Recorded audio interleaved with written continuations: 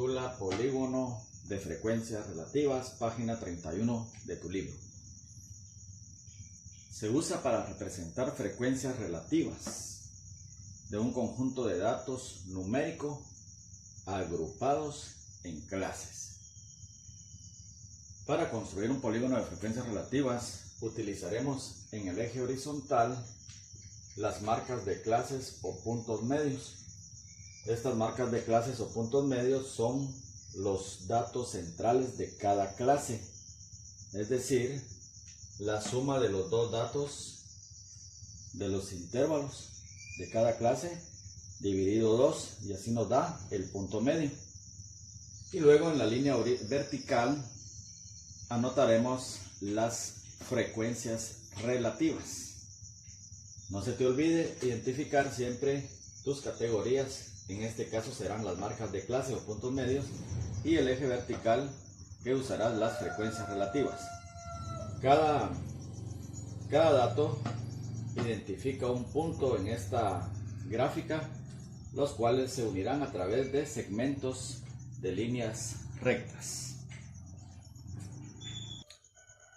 También puede utilizarse este polígono de frecuencias relativas para distribuciones para datos simples, como por ejemplo, siempre en la línea vertical tus frecuencias relativas, pero en la línea horizontal, donde van tus categorías, puedes anotar el nombre de los deportes, como por ejemplo, básquet, fútbol, tenis y natación. Entonces la gráfica del polígono de frecuencias relativas quedaría como se muestra en la pizarra. Bien, ejemplo número 1 de los datos de la distribución grafica un polígono de frecuencias relativas. Si solamente se te pide un polígono de frecuencias, ya se va a sobreentender que es un polígono de frecuencias relativas. Entonces tenemos 4 clases, de 0 a 4 con una frecuencia igual a 4, de 5 a 9 con una frecuencia igual a 7, de 10 a 14 una frecuencia igual a 10, de 15 a 19 con una frecuencia igual a 4.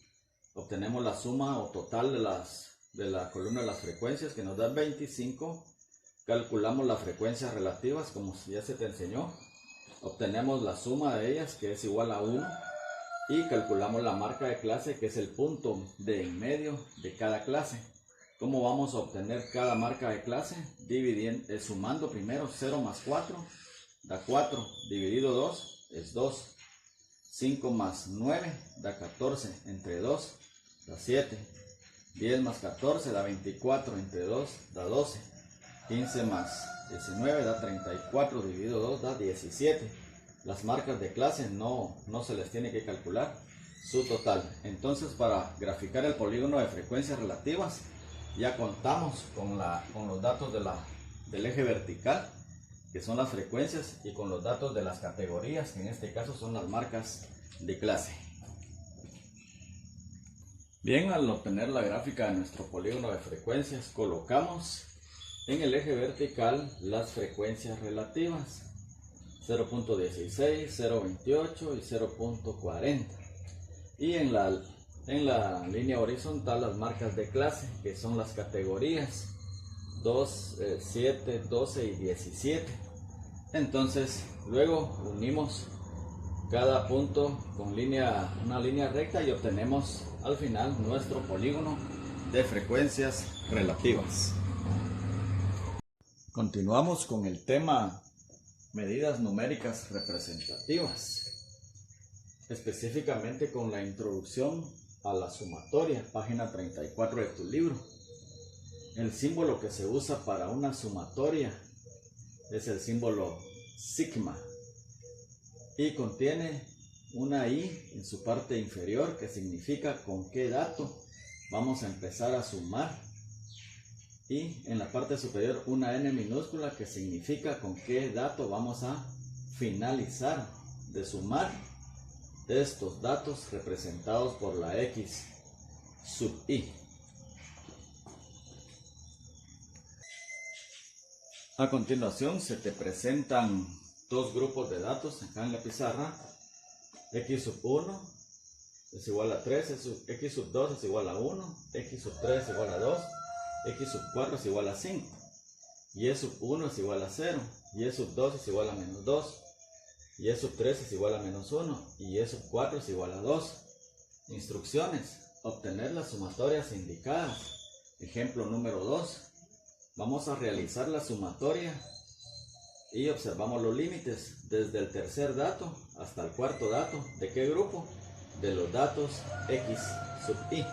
Eso quiere decir que vamos a empezar sumando el tercer dato hasta llegar al cuarto dato del grupo de las x. ¿Cuánto vale el valor de la x sub 3? 2. Y el valor de la x sub 4, 5. Por lo tanto, esta sumatoria, 2 más 5, me va a dar 7. Y así hemos concluido nuestro ejemplo 2. Bien, nuestro ejemplo número 3 nos dice que 5 se va a multiplicar por la sumatoria del dato x sub 3 hasta el dato x sub 4.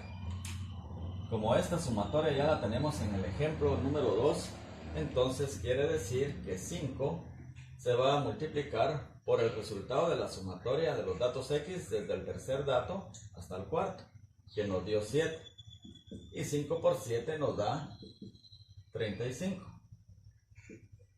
Respuesta de nuestro ejemplo número 3. En nuestro cuarto ejemplo nos piden la sumatoria de los datos x por y. Como no hay límites, tenemos que sumarlos todos desde el primero hasta el último. Pero en la sumatoria me están pidiendo multiplicar el dato x por el dato y. Entonces vamos a sumar x sub 1 por y sub 1 más x sub 2 por y sub 2 más x por sub 3 por y sub 3 más x sub 4 por y sub 4. Sustituimos los valores de cada una de las variables. X sub 1 es igual a 3, y sub 1 es igual a 0, más x sub 2 es igual a 1, y sub 2 es igual a menos 2. Y así hacemos la sustitución y luego el producto. 3 por 0, 0, más menos 2 por 1 por menos 2, menos 2, más 2 por menos 1, menos 2, más 5 por 2, 10, 0, ley de signos, menos 2, menos 2, la ley de signos, más por menos, más 10, 0, menos 2 más 10, nos da un total de más 6. Entonces, respuesta de la sumatoria de nuestro ejemplo 4 es más 6. Bien, nuestro deber consistirá en resolver los ejercicios que se te presentan en la pizarra. La parte 1 dice: elabora un polígono de frecuencias con los datos de la distribución. Se te presenta pues esta distribución, la cual debes completar para conseguir los datos que te van a servir para construir tu polígono de frecuencias. Y la parte número 2 de los datos que tenemos acá, x sub 1, x sub 2 y x sub 3, vas a realizar el ejercicio del inciso A, el B y el C. Como siempre,